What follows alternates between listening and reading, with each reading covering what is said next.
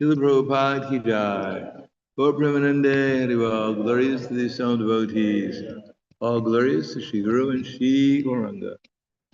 Om Agyanatvanandasya Gananjana Salakaya Chaksuramilitam Yena Tasmai Shri Guruve Namaha Shri Chaitanya Manobhishtam Sthapitam Yena Bhutale Swayam Rupa Kadamayam Yadati Swapadantikam Vandeham Shigro Shiyuta Padakamalam Shigrum Vaishnavam Scha Shri Rupam Sagrajatam Sahagana Raganatam Vidham Tam Sajivam Sadvaitam Savadutam Vrijana Saitam Krishna Chaitanya Devam Shri Radha Krishna Padan Sahagana Lalita Shri Visakan Svitamscha Hey Krishna Karna Sindhu Dinabando Jagatpate Gopesha Gopika Kanta Radha Kanta Namostute Taptakanshena Gaurangi Radhe Vrindavaneshwari Prashubhanu Siddhadevi Pranamami Hari Priye Panchakalpa Dhruvyascha Kripa Sindhubhyevacha Patitanam Bhavanebhyo Vaishnavebhyo Namo Namaha Shri Krishna Chaitanya Pranitinanda Chadvaiti Gadadhar Shivasati Gaur Bhaktivinoda Hare Krishna Krishna Krishna Hare Hare Hare Rama Rama Rama Hare Hare Om Namo Bhagavate Vasudevaya Om Namo Bhagavate Vasudevaya Om Namo Bhagavate Vasudevaya To Prabhupada Lilamrita Chapter in Every Town and Village, Nairobi, September 9th, 1971. Srila Prabhupada disembarked. Is that an echo?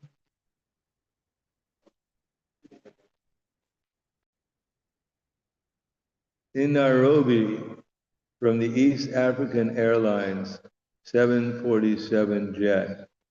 He wore a wool charda over his shoulders and carried the same white vinyl attaché case he had taken with him all over the world. Flanked by his secretary and servant, he walked with his cane across the airfield toward the terminal building. Inside he sat on a cloth-covered chair and joined in the kirtan, while Indians and Africans gathered around to watch. Kul Bhushana, a journalist and friend of Prahladananda Swami, approached Srila Prabhupada with questions. He asked Prabhupada what he had come to teach, and Prabhupada answered, "Modern civilized man has forgotten his relation with Krishna, or God, and is therefore suffering. Whether you're a Hindu, Muslim, or Buddhist, that does not matter. Unless you reestablish a relation with God, you cannot be happy. Have you come only for the Hindus?" asked Mr. Bhushana. "No," Prabhupada replied. "For everyone, Mr. Bhushana. East Africa, especially Kenya, is one of those countries which enjoys a great amount of racial harmony and brotherhood of man. What is your special message you can bring to Kenya?" To Prabhupada. That brotherhood of man can be complete when they're in God consciousness. Otherwise, it will again break. Mr. Bhushana. Your disciples will be taking special efforts to reach the Africans rather than confine themselves to the Hindus. That is very important here in this country. To Prabhupada, our method is the same. The method is so powerful that it appeals to everyone. We do not have to convey a new method for a new place. The method is the same, universal, it will appeal to everyone.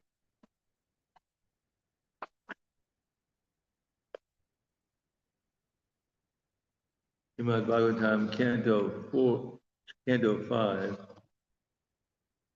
chapter.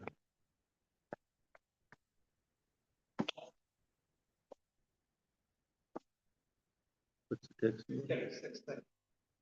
Chapter 16. The description of Jambudvipa.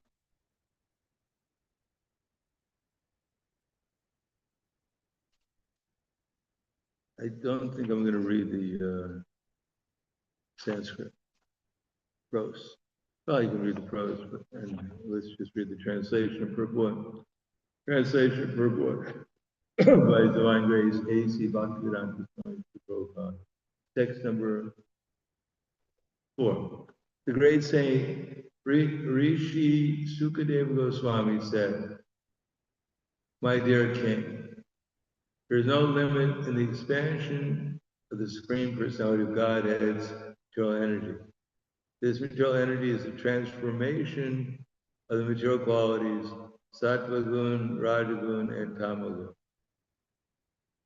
No one can possibly explain it perfectly, even in a lifetime, as long as that of Brahma. No one in the material world is perfect, and an imperfect person cannot describe this material universe accurately, even after continued speculation. O king, I shall nevertheless try to explain to you the principal regions, such as Goloka, Loka, with their names, forms, measurements, and various symptoms.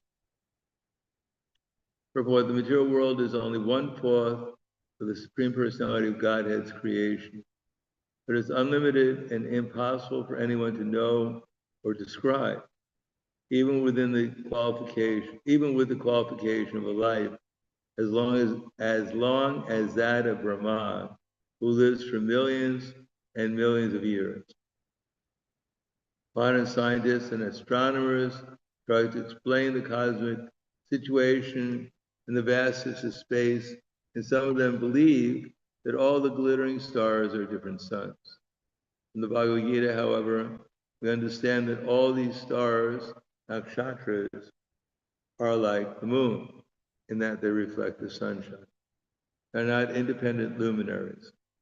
Uloka is explained to be that portion of outer space through which the heat and light of the sun extend.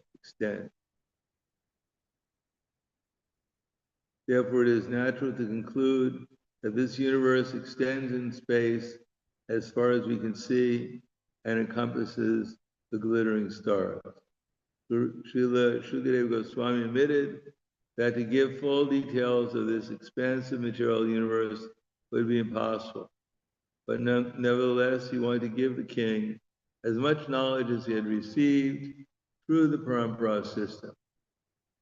We should conclude that if one cannot comprehend the material expansions of the Supreme Personality of Godhead, one certainly cannot estimate the expansiveness of the spiritual world. The Brahma Samhita 533 confirms this. Advaitam achutam anadim anantarupam adyam paranam purusham navyoganam cha. The limits of the expansions of Govinda, the Supreme Personality of Godhead, cannot be estimated by anyone, even a person as perfect as Brahma, not to speak of tiny scientists whose senses and instruments are all imperfect, and who cannot give us information of even this one universe. We should therefore be satisfied with the information obtainable from Vedic sources as spoken by authorities like Shukadeva Goswami. Namo Vishnu Padaya Krishna Prasthaya Bhutale Srimate Bhaktivedanta Swami Namane Namaste Saraswati Deve Gauravani Pacharane Nirvishesha Srinivadi Paskadyade.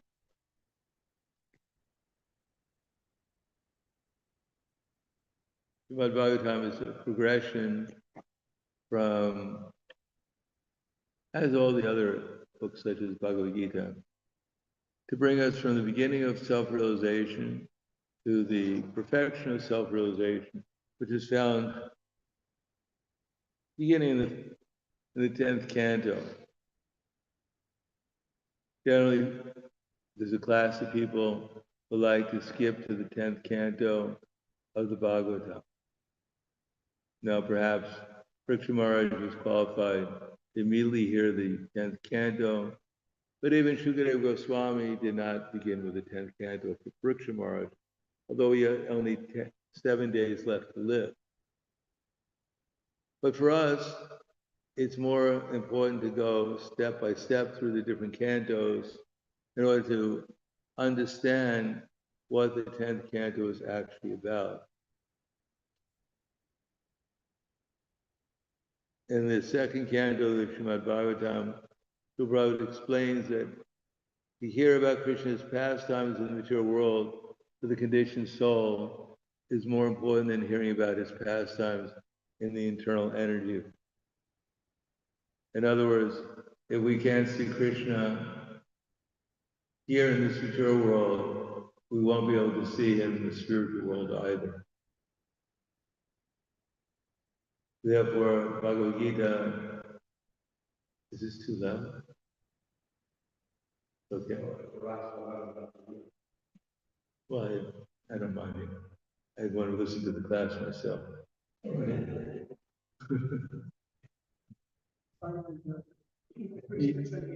Okay, no problem. Yeah, it's no, it's all right. I'm not okay. Surround sound. Throughout the Bhagavad Gita, Krishna explains, tries to emphasize how to take Krishna consciousness step by step. Because without that, we may imagine ourselves to be on some platform, we're actually not. Therefore, we have to understand the step-by-step process of Krishna consciousness. Beginning with the fact that Krishna consciousness comes in different states, as Brahman, Paramatma, and Bhagavan. This is the science, irrefutable science of Krishna consciousness. No sane person can doubt the existence of the soul. Because everyone, the most immediate experience we have is that of our changing body and the fact that we don't change. So we're actually not at all influenced by the material nature, except that we experience it. To experience something doesn't necessarily we have to be influenced by it. By experience, we might be influenced by it, and therefore most souls in this material world are simply interested in external experience with no information about the fact that they have an internal experience also. Because internal experience means Brahman, Paramatma, and Bhagavan. So at least one should try to internally experience the fact that we're eternal. And then a little progression from that, understand that there's a guide who can help us understand ourselves as souls, and he can understand our existence as the Supreme Soul, who's the Supreme Soul. Now with Paramatma's guide and Krishna's information, Bhagavad Gita, one has to understand that there must be something supreme beyond ourselves, because as Krishna tells Arjuna in the Bhagavad Gita, because Arjuna was quite surprised seeing Krishna, his friend on a chariot, suddenly turn into a universal form. One moment, Krishna had blooming eyes like lotus petals, etc. He was dressed the garlands on the battlefield as his chariot driver. And the next moment, when Arjuna asked him to show his universal form, he had thousands of heads and thousands of faces, and some of them were eating the warriors on the battlefield. Suddenly his friend had turned into him. He was eating non-veg on the battlefield. So he was quite surprised. He always thought his friend was a vegetarian, strict vegetarian. But now he's eating soldiers. And not only that, But we've heard of dragons. The Krishna was through his mouth, so many fire was coming. And we were told that his devotees don't smoke. But obviously Krishna was breathing fire. It's quite a bit of smoke. So Arjuna was surprised and he asked Krishna, Akyati ko me bhavan ugrupo, mostly deva parapasida, yati mishamivantam adyam, he prajanami tava pravritim. Pravritim, well, what is this all about? Why are you displaying this form? So then Krishna says, Kala smiglo kashe krit pravido, lokam samahartam ihapravita, ite bitvam namu vishanti sarve, yavastita praknikeshu yoda. Time I am, and I've come here to destroy everyone. That includes all of us here right now, by the way. This is all in the present right now. We're all being destroyed by our best friend who's on the altar here playing the flute. His hidden life is he's time, and he's killing all of us. He is as Krishna is great in every respect, so he's also the greatest terrorist, killing everyone in this universe. And yet, if you call the police and say, there's a terrorist in our temple, and I thought he was quite sweet. He had a flute, and he had a girlfriend, and they were always smiling. But now I find out that behind the scenes, he's killing everyone. Please come and arrest him. No, first of all, no one would believe that. They don't even believe our deities are real, but to speak of the fact that they're everyone's heart, that he's controlling the minute and the infinite, and in the form of time, he's killing destroying everything in this universe. And he claims the Bhagavad Gita, which we can understand, we have some faith in. Again and again, he's manifesting this universe, and then again, and he's destroying it. And there's not even one tear in his eyes. With all these universes being destroyed at the same time, he has no regrets whatsoever. What kind of cruel, heartless person can create a universe, have everyone run around thinking that this is going to be the best one yet, and then as soon as things get a little bit better, then everything is annihilated, and then they have to start all over again. So Krishna explains this all in Bhagavad Gita, but we should understand whether we like it or not, we're all under time. And everyone is growing. This body that we have has a time limit, and it always goes through old age, birth, growth, maintenance, old age, diminishing. Then we have to leave this body, and we have another body, spiritual and material, we have to take. But no one can deny time, because time is changing everything. And no matter how great scientists we are, no matter how austere we become, like Hiranyakashipu was much greater than any scientist. He was able to detach himself completely from his material experience, so much so that the ants, the moths, the worms were eating his body, and he remained in his bones. So though he was a demon, he was at least understood that he was not his body, although remaining in his bones the moths could not eat his false ego, and therefore he remained there with his false ego, thinking how wonderful he was, and how eventually he fulfilled his desire to lord over the universe, and eventually get so powerful that he could go to Brahmaloka and take Lord Brahma's place. In any case, time was not on his side, although he had performed such an austerity, inconceivable austerity, still at the proper time, according to his destiny, as we could say, he developed a very acute stomach ailment, and then he left his body. So time is influencing everyone here, and even one atom in our body, we may think this is my body, but how many atoms are we controlling right now in this body that we think is ours? We cannot even influence even one electron. We can't even see there's such a thing as electron. We don't even know what the body is really made of. The scientists give us one vision, Ayurveda gives us a different one. But what's going on inside this body? Who's living there? If you have a house and then suddenly all these people come into your house, would you want to find out who's in your house, who they are? So we're in this body, this is our house, Griha, and we have so many visitors who are living with us. We don't even know who they are. So what do we actually know? We don't know who we are. We don't know where we are. We don't know who's living with us. We don't know how long we're going to be in this body, where we're going next. And yet we imagine that we're controlling everything. And we can't control anything in this material universe.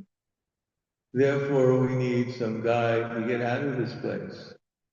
Because this place, as Krishna said, is made for Dukkalaya Ashastata. If we're looking for eternal happiness, this is not the proper place to look for it. Because the person who's created, maintains, and annihilates this universe says that this is a place, a temporary place full of misery. Therefore, we should find out what this place is, as Krishna says in the 13th chapter of Bhagavad Gita.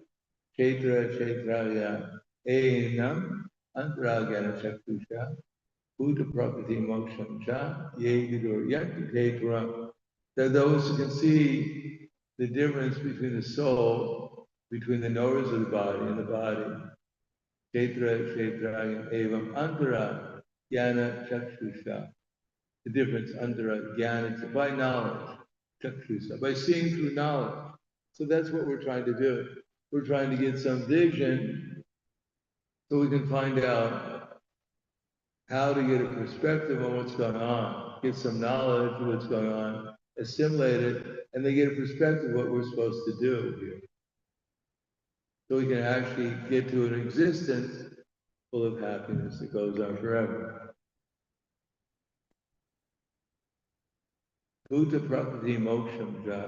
So the Bhuta, we ourselves are living in these Prakriti, and the material nature, Moksham, to get liberated from material nature. This is not the place we're supposed to come to make a happy, peaceful situation, create our empire, and live here happily ever after, like in the movies. But happily ever after, even the movie doesn't live happily ever after. But to speak of the people in it. Buddha Prakriti Ye Vidurya. Then one can actually go to the real place that we want to go to and live happily ever after. That's where the phrase comes from, living happily ever after. That's called Krishna consciousness. So people call us escapists. So if you're in a prison, you're being tortured in all the movies we see. The heroes in some prison being tortured. So what does he do? He thinks, well, I don't want to be an escapist. I should stay here and be tortured. No, he's always escaping from the prison. That's why he's a hero. Otherwise, if he stayed there being tortured by the villains, he'd be considered crazy. Who would make a movie out of such a foolish person? Goes to a prison, gets tortured there, and just stays there and gets tortured unhappily ever after.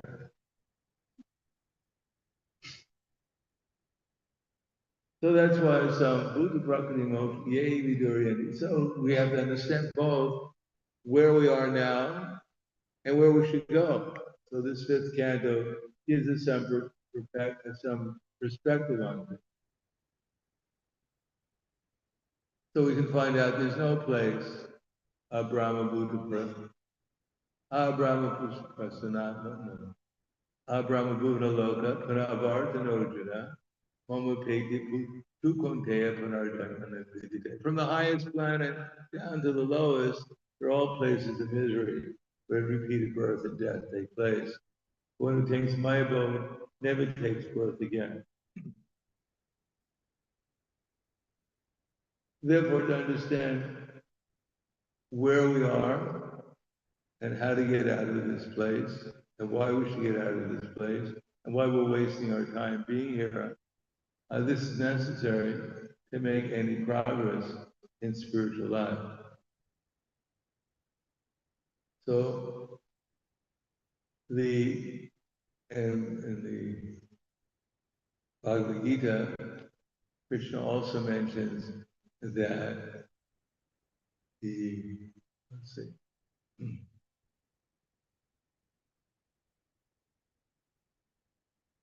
Oh, he says that he's going to tell us about the demons, the 16th chapter. So, who are those demons? Like Prahladananda Prabhu at that time. He was in the class, and there Prabhupada was always talking about the Maya body. And Prahladananda was wondering, here we are, 26th Avenue, so far from India. Swamiji has come, and he's talking so often about these Maya bodies in India. So Brahmananda Prabhu thought that maybe Prabhupada got into a fight with the Mayavadis in India, left India, but the fight was so intense he couldn't forget. So therefore, even America was complaining about it. And then one day during class, Brahmananda Prabhu realized that actually who those Mayavadis were. It was the devotees sitting in the class.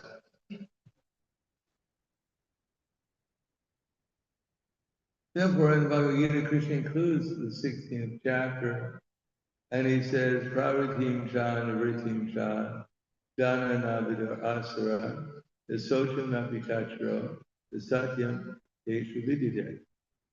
Those who are demoniac don't know what's to be done, what's not to be done. Neither cleanliness, nor truthfulness, nor proper behavior is found in them. One time, well, before I joined the movement, I had some spiritual realization one day without any drugs. And I decided I'd find out what the truth was. So I took up Hatha Yoga, studied astrology, became a vegetarian, all within a couple of days. Then I was practicing yoga so many hours a day while I was going to college and studying so many books. Didn't know whether I was trying to become Brahman realized or Paramatma realized, I developed mystic powers. Anyhow, I probably came to Buffalo in 1969, and as a devotee, I'd go up and see Prabhupada every day. Before I went to the university and sit there while he talked to me or some other devotee, or maybe some guests would come. So one day, one day Prabhupada was talking to me for a long time, giving me instructions about so many things I didn't know. I was asking questions.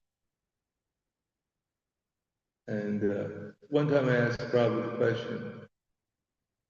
Some other devotees were there. I said, "True Prabhupada, if Krishna wants me to do something, or if Krishna doesn't want me to do something, how will I know what Krishna wants me to do?" Because I thought I was Paramatma realized or something. So Prabhupada looked at me and started to laugh. He usually, whenever I ask him a question, he usually laugh, give me some reply. And so Prabhupada looked at me and he said, "You won't know what to do." And he started laughing louder. He said, "You'll do the wrong thing." And everyone else started to laugh. And then Prabhupada gave me this look of compassion because he didn't want me to get upset. He didn't really want to embarrass me. He was just, as I'm sometimes a little sarcastic. He was even more sarcastic with me than I could imagine. In any case, we think we know what's going on, but we have no idea what's going on in conditioned mind. We're just either instruments for the mercy of the spiritual master coming to session, or we're just playthings in the hands of the illusory energy, just playing around with it. Therefore, Krishna says, Asatyam apratitam te, jagaro varnishram, aparashram sambudyam, kimanya kama haitudam. Those who don't know is praviti and avriti, who don't have perfect cleanliness, perfect proper behavior, perfect truthfulness, they're living a dreamland where they imagine themselves to be a body. If someone asks us who you are, and you say, I'm so and so, but that's not who we really are. If a bank robber goes and robs a bank, holds a gun to the teller's head, and the teller says, he has a mask on, the teller says, who are you? And he said, I'm a bank robber. He's not really telling the complete truth, because he has another real identity behind that mask. So similarly, when we identify ourselves with this body, we're really living a lie, the worst lie possible. We're completely untruthful. We think that these things are mine, my body is mine, so many things are mine, but this is demoniac. So we're aspiring to become devotees, and we're influenced by demoniac consciousness, and therefore we have to make progress by practicing sadhana bhakti. Otherwise, asatyam. Anyone who identifies themselves and misidentifies themselves with this body thinks everything is temporary. Think I'm temporary, although I'm eternal. So we think the deities are temporary, the world, everything is temporary. They don't understand the eternality of the deities, even our own eternality. Asatyam, untruthful. Asatyam, apratishtam. They think everything is unsteady, out of control. Apratishtam, jagara, and ishram. There's no controller behind everything. I can control, I can do things independently of Paramatma. I'm independent. Krishna says, for me comes remembrance, knowledge, and forgetfulness. Well, Krishna knows something and I know something that he doesn't know. So this is all part of our illusion. And with all these different misconceptions, then we think the aim of life is just to become a Romeo or a Juliet or a Tarzan or a Jane or Mickey Mouse and Minnie Mouse. We think I'm here to make love in the material world become the supreme enjoyer. So this Krishna says, people think, oh, they're in love, they're doing so many wonderful things, creating that, supporting society with their, working hard to maintain their family, paying their taxes, they're doing such wonderful things. Krishna says, Etam drishtim avashtavya, nashtatmano naburiya, pravanyuga karma, shaya jagadohida. They're doing horrible things. Oh, everyone who's not in Krishna consciousness is doing horrible, unbeneficial things, and they're adding to the destruction of this world. That's all. I mean, how much they recycle their waste, whatever, it's all part of the destruction. Destroying people's consciousness, destroying the environment. Without God consciousness, everything goes to hell. We have a whole seminar on how by this demonic mentality, they're killing the bull, they're killing the cow, making everything so complicated by creating the machines to plow the land and get the food. And therefore they need factories and resources such as oil, petroleum, whatever it is. They just make everything more and more complicated before until everything just collapses. And they think they're making progress. But actually progress is making progress out of our material consciousness. That's the only progress into Krishna consciousness. And therefore Krishna has explained, beginning of this fifth canto, as we see in the beginning of it, it's all not fun and games in the material world. And everyone who knows what's going on here, they advise us to get out of here. Marty Shabde, Priyavrata Maharaj, they're all saying, get out of this place as soon as possible. Their experience. And everyone else is trying to enjoy it, they're just wasting their time. For Rava, Urvasi, there's so many attractions, but it's all full of anxiety and temporary. Therefore, we need the fifth canto to describe where we are. So some scientist doesn't come along and tell us it came out of nothing. It was all disorganized. Of course, to understand the fifth canto is not so easy, because we don't understand hardly anything, really. Although we're quite proud that we've understood everything, which is even worse than not understanding anything.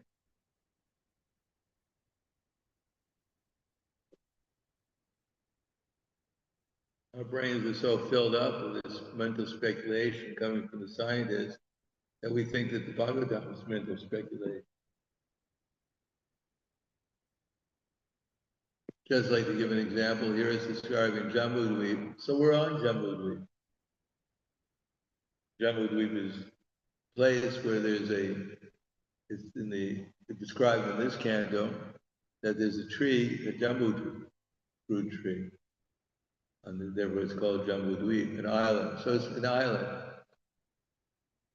Of course, we can go in, we have so many, Prabhupada didn't try to, in his commentaries, he didn't try to disturb us by saying it was flat. Because otherwise we'd spend all our time arguing with each other whether it's flat or round.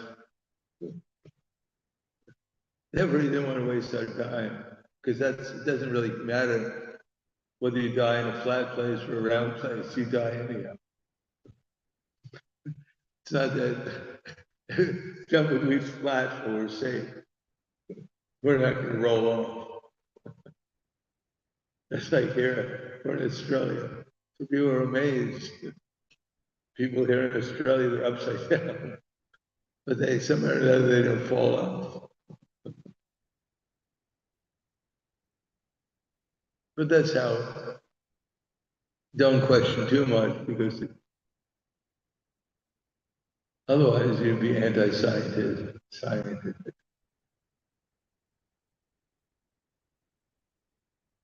So there is a lot of information, the fact that what's described by the scientists is completely mental speculation.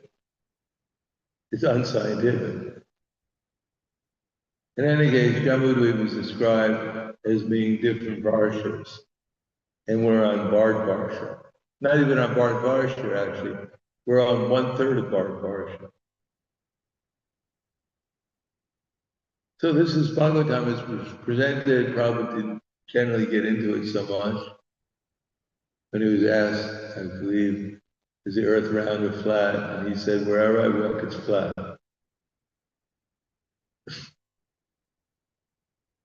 And we could go into that, anyone can investigate. But why did Prabhupada say we didn't go to the moon, for instance? Because if they went to the moon, and according to them, there was no life there, then it would contradict the Vedic, the Srimad Bhagavatam. Because Chandraloka is a heavenly planet. Therefore, Prabhupada defended the Bhagavatam by disputing the fact that they didn't go to the moon. He had one servant, Purushottam, Govinda Dasi, who read in the Lamrita, brought in the television set so that the devotees could watch the moon landing. I was a devotee at that time. I was in Paris. I never found out they went to the moon until years later. I was too much busy. I was booked as usual to worry where they. I didn't even know. We never even read a newspaper back then because there was no electronic newspapers. You had to buy one. We had no money to buy one, so I had no idea what was going on. In any case, Prabhupada was sitting there watching the moon landing, so-called moon landing, and he said it's all bogus. And Purushottam, his servant, was there and started arguing with Prabhupada. But Prabhupada was seeing it. It's right there on the television. Now, years later, decades later, when I finally saw the moon landing, it's like a cartoon. I mean, even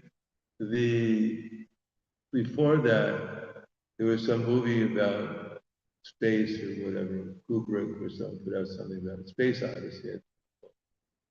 And that looked a lot more real than the moon landing, by the so-called moon shadows. And, they planted the flag and it started to wave because the flag was so ecstatic being on the moon that it just, even though there's no wind on the moon, there's no atmosphere, it just started to shiver out of ecstasy. Or maybe the astronaut transferred his ecstasy into the flag and so it started to wave. In any case, so many discrepancies. Vashana Pina Pashiti. They're seeing it, it's right before their eyes, and yet they can't see because it interferes with their imagination that one day I'm going to become Romeo and Juliet. And when they gradually find out about Radha and Krishna, then they say, well, that's even better than Avatar or something. But we should hear these things, and then gradually, as we follow the process, then maybe we'll start accepting that actually this is not the place. I should be making my permanent plans here, make some progress, to create some kind of empire in the future. Even when we become devotees, we start out as I'm just a bhakta. Because when I joined the movement, the ladies started out as, we called them gopis. All the ladies were gopis. The men were just Prabhu. The ladies would go, but gradually they became mothers, so that was a big fall down, they thought, from gopi to mother. It went from Madhurya Rasa to Vatsalya. But actually, we're not these bodies, these identities. So in any case, we started out as Prabhus and gopis, and then gradually it was Madhajis and Prabhus, and now it's sometimes Prabhus and Prabhus. And then if you were Prabhu, when finally 1969, we heard something about Brahmins. We were Brahmins. And if you wanted to get any status in the movement, it was understood you should become a Brahmin. Rush to Brahmanism. And I got initiated at the beginning of February 69, became a Brahmin in April 69. Fast tracked. And then I was a Brahmin, and then I had to become a temple. I wanted to become a temple president and keep up with the progress. Probably send me probably told my temple president, send me somewhere, as he was sending everyone, become a temple president. Then I became a temple president, different places. And then you had to become a TBC, then a sannyasi. Otherwise, you wouldn't make any progress. And the more we thought like that, the less progress in Krishna consciousness we made. And therefore, Krishna made it clear all the misery you had to become as you progressed from to Brahmin. It wasn't so difficult, but when he became a temple president, that's when the real problem started. And then when it became a sannyasi, GBC, as the dream goes on, then I'm getting a kingdom. Then you find out, no, you may think you're making progress in controlling, and the more you think like that, the less you can control. You can't even control your own mind, but to speak of anyone else's mind. So whether a devotee, aspiring devotee, a demigod, where the goal of life is to become Krishna conscious. And the devotees who are sometimes the most Krishna conscious, are sometimes those who are seemingly the least controllers of this. But in any case, we're all being controlled by Krishna, and therefore there's no impediment to having any position in the material world. Just stay in whatever position, whatever service, every service is equally valuable. And with one's body, mind, and word, understand what you hear about Krishna, about how to utilize this material energy that we're being given, and then utilize it in Krishna's service, and that way we can conquer Krishna, become eligible to develop love for Krishna, and by love of Krishna be able to conquer him. So it's necessary to take seriously what Krishna has already given us and understand hear about how to utilize it in Krishna's service, big or small. And by doing that, remember Krishna and make progress towards getting out of this misconception of God. Otherwise, we'll be just wasting our time here, birth after birth. And if we just jump to the 10th canto and hear about Krishna's romance and misuse this material energy that we've been given, then we'll have to come back, and not necessarily in a very pleasant. We may be appreciating Krishna, that's very good, like the Prakriti Sahajis. But they don't necessarily make very tangible progress in actually resolving their misconceptions about being the laws of enjoyers of this material energy until they finally agree to utilize whatever energy Krishna gives them properly in Krishna's service. And in this age, it means utilize it to spread Krishna consciousness by teaching people practically the value of the holy name. The holy name begins with hearing and chanting Krishna's name, not to jump to Krishna's pastimes. Because we can't experience Krishna in his name, we won't experience him in his form, or his qualities, his associates, or his pastimes. And we jump to the pastimes right away without experiencing fully his name, his quality, his associates. Then the pastimes will simply remain material as much as everything else will remain material for us. So I'll stop there. Thank you. Any questions? Yes.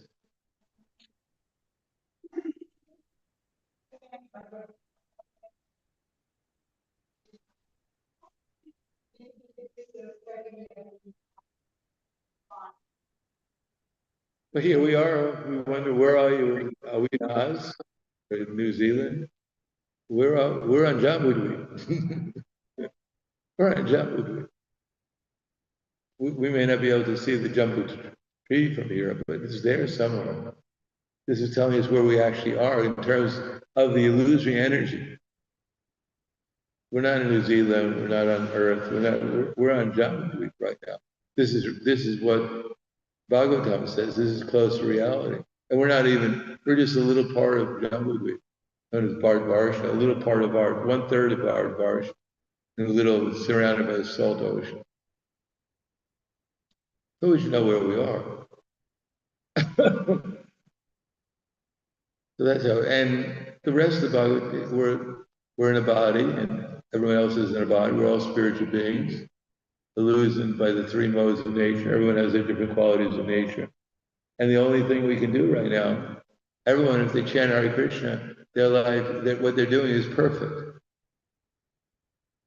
So we're surrounded by people doing perfect activities, as long as we're surrounded by devotees.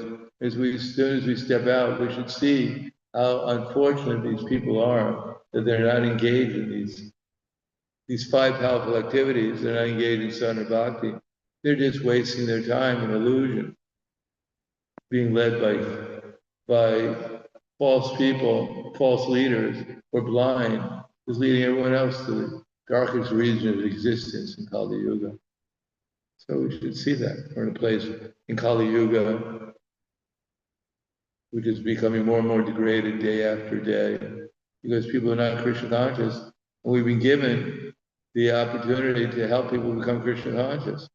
So we should know what our duty is. So we don't fall into the stream of people going to the darkest regions of existence. So these things are necessary. Otherwise we think we're on Earth, we're in New Zealand, then we're bewildered. No, we're just thinking Bhagavatam is, a story. The real story is in Time magazines, whatever newspaper there is. That's just another illusory story people would tell. Does that make sense? Hope so. Anything else? Hare Krishna Maharaj, thank you very much for the wonderful class, Maharaj. You were talking about Hiranyakashipu, and somebody asked me a question that Hiranyakashipu did tapasya for a very long time.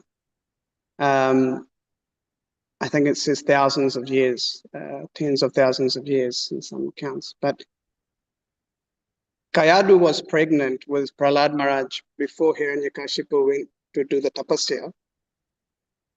But then when Hiranyakashipu comes back, Prahlad Maharaj is only 5 years old. So if Hiranyakashipu did tapasya for thousands of years, how come Prahlad Maharaj is only 5 years old when he comes back? Well, first of all, we have to understand, Hiranyakashipu supposedly did tapasya for 120 years, I guess, of the demigods, whatever it is, in Satya Yuga. So time in Satya Yuga, people, I don't know all the details. Time goes differently from our conception of time here. They say when you're enjoying, everything goes quicker. So he was there, and Prahlad Maharaj was in the womb, and Narada Muni was preaching to his mother, Ayadu, for that the whole time. So time went, 120 years of the demigods. That's for 120 years. What that 120 years is could have been just like a few minutes of art, what we experience is a few minutes or a year or whatever it is. For him, it was 120 years. I mean, what that 120 years is relative to our experience. Like when, another example is when Revati Kayat, I forget his name, Revati went with her Kudami, I forget his name. Kukumi, went to Brahmaloka, and Brahma said, just wait a few minutes. And the Gandharvas are giving a answer, and it's almost over, and then I'll talk to you. So then a few minutes went by in Brahma's lifetime, and they said, all right, what can I do for you? He said, well, my daughter Revati, she needs a husband, can you recommend someone? He said, well, actually your whole dynasty has passed away since you've been here. And even those who have ever heard of your dynasty have all passed away. I mean, therefore, I can't recommend anyone because you don't have a dynasty anymore to recommend. But if you go immediately without asking any questions, and Balaram's appearing right now on the planet Earth, you should get there in time and you can offer your daughter to him. The time in our conception is not real reality, it's our conception. So when it says Hiranyakashipu was standing at the tip of his toes for so many years, exactly what that means in terms of our time, our experience, or Prahlad was in the womb during that time, that we may not be able to understand so rapidly, how time is working, especially in Satya Yuga.